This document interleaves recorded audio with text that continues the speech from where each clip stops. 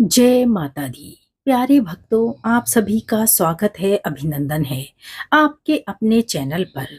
भक्तों, मार्गशीर्ष माह में महालक्ष्मी व्रत को बेहद ही महत्वपूर्ण बताया गया है।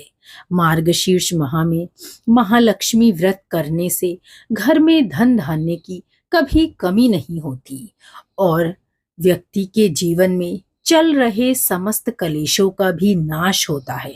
मार्गशीर्ष माह में महालक्ष्मी व्रत करने की विधि और व्रत की कथा आज हम सुनेंगे। यह व्रत करने वाले स्त्री तथा पुरुष दोनों मन से स्वस्थ एवं आनंद में रहते हैं। इस व्रत को किसी भी महीने के प्रथम गुरुवार यानी बृहस्पतिवार को आप शुरू कर सकते हैं, लेकिन मार्गशीर्ष माह में इनको करने का पुण्य कई गुना बढ़ जाता है। श्री महालक्ष्मी की व्रत कथा को इस व्रत में अवश्य ही पढ़ें। लगातार 8 गुरुवार को आप यह व्रत करें और उसके बाद अंतिम गुरुवार को इनका समापन करें। आप चाहें तो ये व्रत पूरे वर्ष भी कर सकते हैं।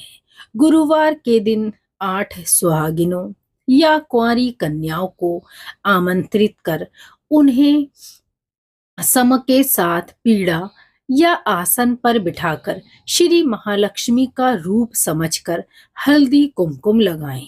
पूजा की समाप्ति पर फल और प्रसाद वितरित करें और फिर उनके हाथों में हल्दी कुमकुम भी अवश्य लगाएं।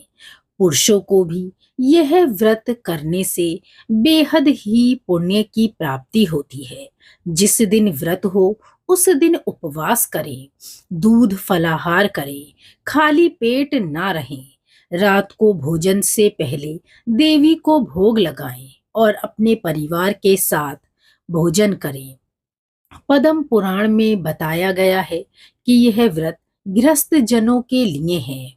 इस पूजा को पति पत्नी मिलकर कर सकते हैं और आप मिलकर उपवास कर सकते हैं। अगर किसी दूसरी पूजा का उपवास गुरुवार को आए तो भी यह पूजा उसके साथ की जा सकती है। इस व्रत की कथा को सुनने के लिए आस पड़ोस के लोगों को आप बुला सकते हैं। अगर कोई ना मिले तो खुद ही इसको पढ़ सकते हैं। अगहन यानी मार्गशीर्ष के पहले गुरुवार को व्रत शुरू करें तथा अंतिम गुरुवार को उसका समापन करें। अगर माह में 5 गुरुवार आए तो पांचों गुरुवार को इस व्रत की पूजा करें। चलिए अब हम महालक्ष्मी व्रत की कथा को सुनते हैं। भारतवर्ष के सौराष्ट्र देश में द्वापर युग की यह कहानी है जो कि इस व्रत में बेहद ही प्रचलित है। मार्गशीर्ष माह में किए जाने वाले महालक्ष्मी व्रत की पवित्र पावन पौराणिक कथा। भारतवर्ष के सौराष्ट्र देश में द्वापर युग की यह कहानी है। सौराष्ट्र में उस समय भद्रश्रवा नाम के राजा थे। वे बड़े पराक्रमी राजा थे। उनकी रानी का नाम सुरत चंद्रिका था। रानी दिखने में सुंदर और सुलक्षणा थीं तथा वे बहुत ही पतिव्रता थीं। उन दोनों को 7 पुत्र तथा उसके बाद एक कन्या का वरदान मिला था। कन्या का नाम श्यामबाला था। एक बार महालक्ष्मी जी के मन में आया कि जाकर राजा के राजप्रसाद में रहें। इससे राजा को दुगनी धन दौलत की प्राप्ति होगी और वह इस धन दौलत से अपनी प्रजा को और भी अधिक सुख दे पाएगा। गरीब के घर अगर रहें तो उसे धन दौलत प्राप्त तो हो, पर वह स्वार्थी केवल अपने ही ऊपर उस धन दौलत को खर्च करेगा। यह सोचकर श्री मां लक्ष्मी जी ने बूढ़ी ब्राह्मणी का रूप धारण किया। हाथ में लाठी लिए लाठी के सहारे रानी के द्वार पर वे पहुंच गईं। यद्यपि उन्होंने बूढ़ी औरत का रूप धारण किया था, परंतु उनके चेहरे पर अद्भुत तेज था। उन्हें देखते ही एक दासी सामने आई। उसने उनका नाम, धाम, कर्म और धर्म ज्यों ही पूछ डाला। वृद्ध ब्राह्मण का रूप धारित माता लक्ष्मी ने कहा, हे बालिके, मेरा नाम कमला है। मेरे पति का नाम भुवनेश है। हम द्वारिका में रहते हैं। तुम्हारी रानी पिछले जन्म में एक वैश्य की पत्नी थी। वह वैश्य गरीब था। दरिद्रता के कारण हर रोज घर में झगड़े होते थे तथा उसका पति रोज उसे मारता पीटता था। इन बातों से तंग आकर वह घर छोड़कर चली गई तथा वह वन में खाली पेट भटकने लगी। तब इसकी दुर्दशा पर मुझे बड़ी दया आई। तब मैंने उसे सुख संपत्ति देने वाली श्री महालक्ष्मी व्रत की कथा सुनाई। मेरे कहने पर उसने श्री महालक्ष्मी का व्रत किया। श्री महालक्ष्मी प्रसन्न हुई। उसकी गरीबी दूर हुई। उसका घर संसार दौलत संपत्ति से भर गया। बाद में पति पत्नी दोनों ही परलोक सिधारे। लक्ष्मी व्रत करने के कारण वे लक्ष्मी लोक में रहे। उन्होंने जितने साल महालक्ष्मी का व्रत किया, उतने हजारों साल उन्हें सुख भोगने को मिला। इस जन्म में उसका जन्म राजघराने में हुआ है, परंतु वह श्री महालक्ष्मी का व्रत करना भूल गई। उसे यह बात याद दिलाने मैं यहाँ आई हूँ। बुढ़िया की बातें सुनकर दासी ने सम्मान के साथ उन्हें प्रणाम किया तथा श्री महालक्ष्मी का व्रत किस तरह किया जाए इसके बारे में पूछा। बुढ़िया रूप धारण किए हुए माँ जगत जननी लक्ष्मी ने दासी को पूजा की विधि तथा कथा की महिमा बताई। इसके बाद वह दासी माता को प्रणाम कर रानी को बताने अंदर चली गई। राज वैभव में रहते हुए रानी को अपने ऐश्वर्य का बहुत घमंड हुआ। संपत्ति तथा अधिकार की वजह से वह उन्मत्त हो गई थी। दासी द्वारा बताई गई बुढ़िया की बातें सुनकर वह आग बबूला होकर राजद्वार पर आकर बुढ़िया रूपी श्री महालक्ष्मी पर बरस पड़ी। उसे यह मालूम नहीं था श्री महालक्ष्मी माता बुढ़िया का रूप धारण किए हुए उसके द्वार पर आई हैं। परंतु रानी का यह बर्ताव देखकर, अपना अनादर देखकर माता ने वहां ठहरना उचित ना समझा और वे वहां से चल पड़ी।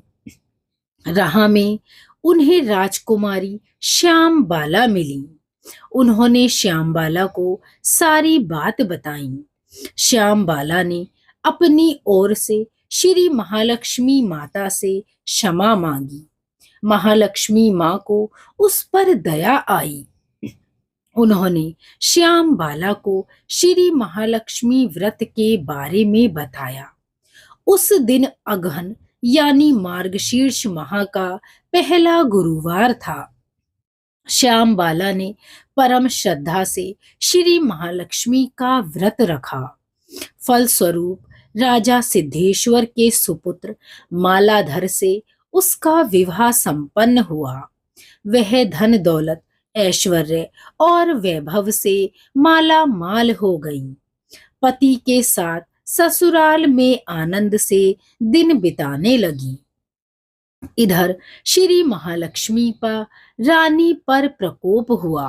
फलस्वरूप राजा भद्रश्रवा का राज्य एवं राज कारोबार सभी नष्ट हो गया। यहाँ तक कि खाने के लाले पड़ गए।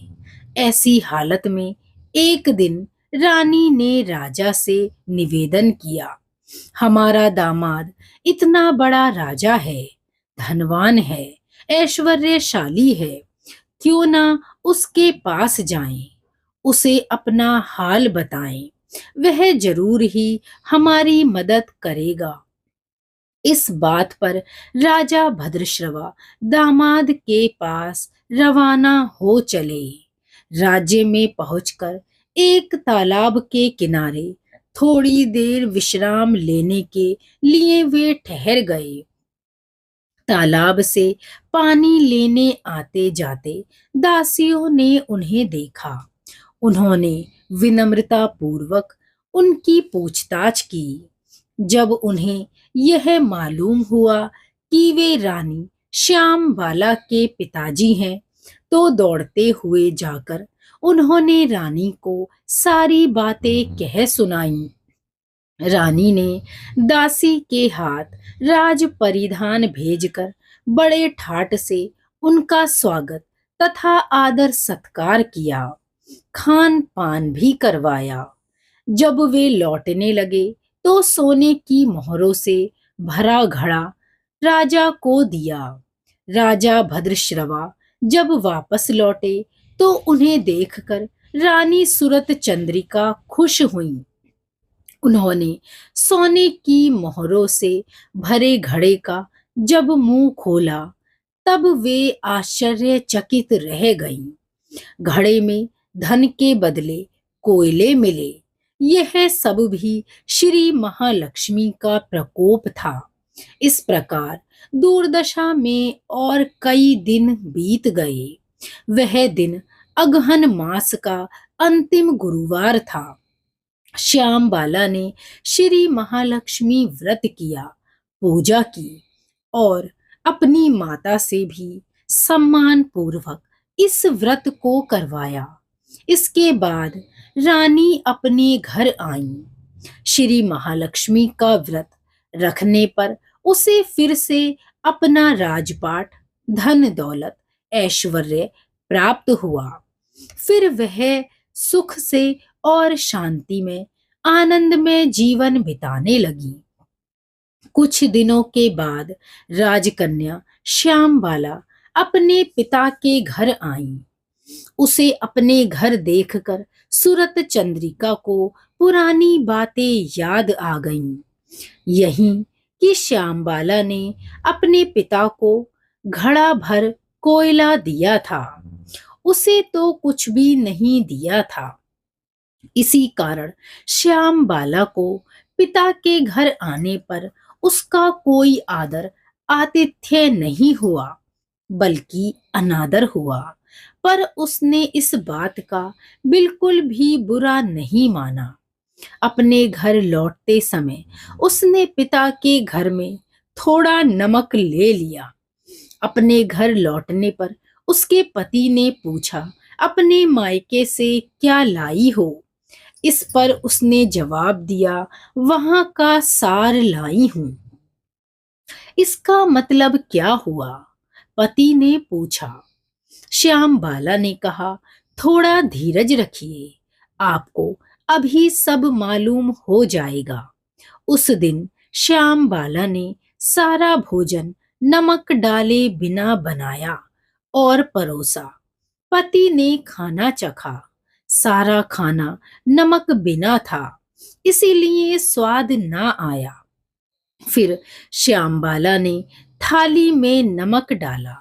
इससे सारा भोजन स्वादिष्ट लगने लगा। तब श्याम बाला ने पति से कहा, यही है जो मैं मायके से लाई हूं, यही है वह मायके का सार। पति को उसकी बात सही लगी। फिर दोनों हंसी मजाक करते हुए भोजन करने लगे।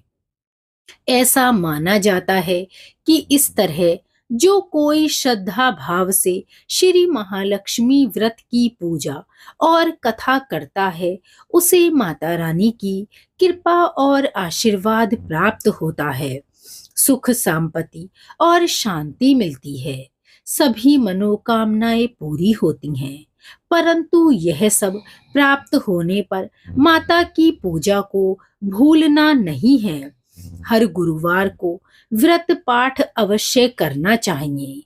इस तरह श्री महालक्ष्मी की महिमा सभी भक्तगणों की मनोकामना पूरी करती है। बोलिए माँ जगत जननी महालक्ष्मी की जय। आप सभी का बहुत बहुत धन्यवाद। हमारी महालक्ष्मी से विनम्र प्रार्थना है कि हमारी इस कथा को पढ़ने, सुनने और शेयर करने वाले पर माता रानी अपना आशीर्वाद अवश्य बरसाएं। जय माता दी।